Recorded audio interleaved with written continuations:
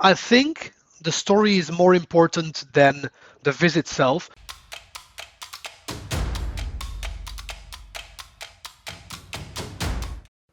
Welcome to this new podcast and videocast about data visualization. I'm very thrilled to welcome a Tableau Iron Viz champion today, Timothy Vermeiren. Hello, Timothy, and welcome to the show. Hello, Pierre-Nicolas. Thank you for inviting me and having me over. Yeah, it's a real pleasure to have you in the show. And so, as I said in the introduction, you were the world champion of Tableau 2018. How does that feel, actually, to be the world champion? It's, as you can imagine, pretty hard to describe. I guess it's a very unique thing. It's also niche because it's just Tableau world champion. But in that world, in that community, I think it's a pretty big thing, and it was up until now one of the top three best moments of my life, I'm sure. There's nothing I can compare to it.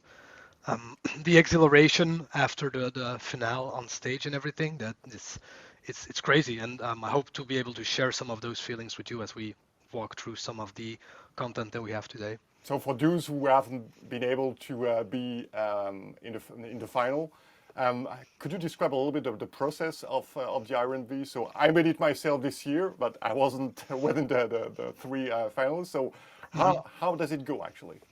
Right. So let's indeed take a step back, because not everyone might have heard of Tableau's Iron Viz. Some of the listeners and viewers might have heard of Iron Chef, but I had not before. It turns out that Iron Chef is an American TV show that they based Iron Viz off. And Iron Chef is you get ingredients and you cook something with it creatively and, displaying your skills in the kitchen. And it's pretty similar to what Iron Viz is. They give you ingredients for a visualization, and you take those and you creatively work with them to obtain a viz. And of course, typically, the ingredients you need for a viz are data. So that's what you get for Iron Viz. Now, the way Tableau organizes these contexts has varied a little bit over the year. That's evolved a little bit.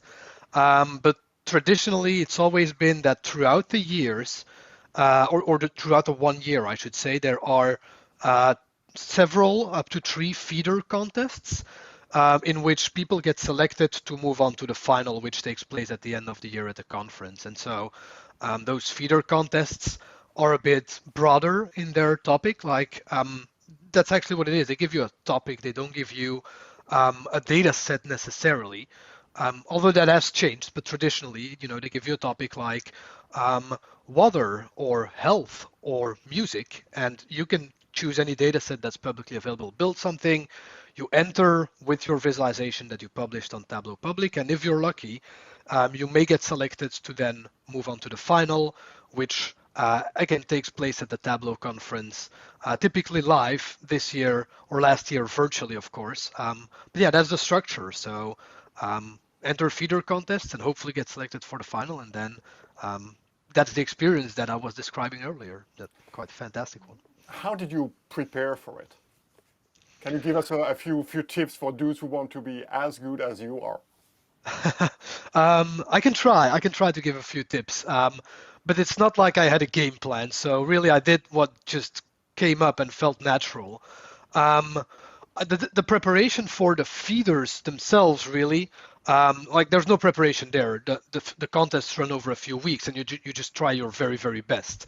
Now, of course, the act of even just participating in the feeder contest itself is a preparation in itself, because you are building that viz, you are iterating, you are trying new things, because it's quite different from how most people use Tableau, which is professionally and with business related data sources. Of course, that's, there's much more that people do than work with sales data, but still, this ideally gets you out of your comfort zone and allows you to try things that are new to yourself, and so push your boundaries and learn doing that. So entering the feeder is even if you're not sure, it would be my first tip. Just try it, and it's a new experience which you will learn from, almost certainly. Final footnote on that, actually, which is when you enter a feeder contest, you are bound to get a lot of feedback from other people who participate and just the Tableau community in general. So this explained Tableau's newer slogan for Iron Viz. I think it's something along the lines of as long as you enter Iron Viz, you can't lose. Win or learn, you can't lose, something like that. So that is something that I would definitely back and confirm. So that's step one, enter the feeder contests. And then, in the preparation for both some of the feeder contests and the final, one other tip that I would share is one that was given to me as I was preparing for the final originally, which is get the story straight.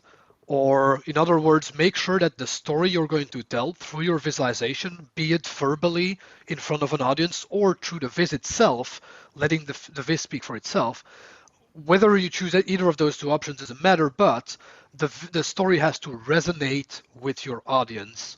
And for Iron Viz, I think you always have to assume a very, very broad audience.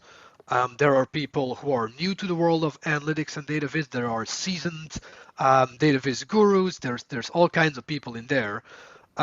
Some more analytical, some with a focus on their field of study more specifically, etc. So you need to be ready for anything. So a story that you would choose for Iron Viz would typically be very broad and understandable by everyone, would be a story that people can relate to all the time. Does it mean, Timothy, that you have to think about the story first and then you get the data and you get the visualization? Is the story actually more important than the visualization itself? That's my question. Good question. I don't think I've ever thought about it like that, but I would say that, I think the story is more important than the viz itself. That's only my perspective. I think people might have a different perspective, but I would back that up by saying your viz is going to support the story you're going to tell. But you don't, well, sometimes you do, but you don't usually build a viz just to build a viz. You build the viz to convey the message. You build the viz to, have your audience gain new insights and learn from that. Again, in a business perspective or a wider perspective like Iron Viz. So the viz is always the vehicle, really, and the story is, what you get to the people through that vehicle.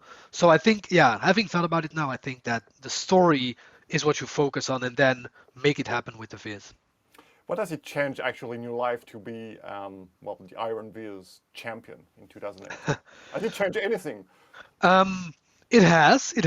The most fun part of it, in my opinion, is not career related or anything, but it's the fact that when you are at an event like the Tableau conference, people randomly come up to you and want to talk to you about that experience, about what it's like to have participated in an Iron Viz final. And that's, by the way, whether you win or not, you will get your 15 minutes of fame, if you will, and then that conference in the years after, you're bound to be spoken to by a few people, which is a lot of fun because people are genuinely interested in hearing about that experience. They really like, at least I get the impression that they really like to hear about what I have to tell them, and I hope that just like we're doing today, we can share insightful things with those people, and then like we're doing here. So that's one thing, the fact that people just come up to you with questions, which is really fun. Otherwise, what does it change? Well, professionally, it hasn't changed anything for me because, in my personal opinion, I was already working for the best analytics team in Europe. We're a Tableau partner, and we have always focused highly on Tableau. And I wouldn't want to change jobs after, but I do hear from other people who've participated. Again, not just if you win, but that it does, open up some opportunities as anyone would expect, because you're in the spotlight, and people might be interested in seeing what you can do, and you just get contacted. And for a few other people like Ludovic, who participated in the same year, Tristan Guivin, who won in 2017. And I know that this has had an impact on their career. So if that's your driver, that should certainly be something to think about as well. Yeah. Did you get any proposal from Microsoft to switch from Tableau to Power BI? I did not, no. I don't know what I would have done if it was the case, but they just don't have such a fun competition. So sorry. I was just kidding.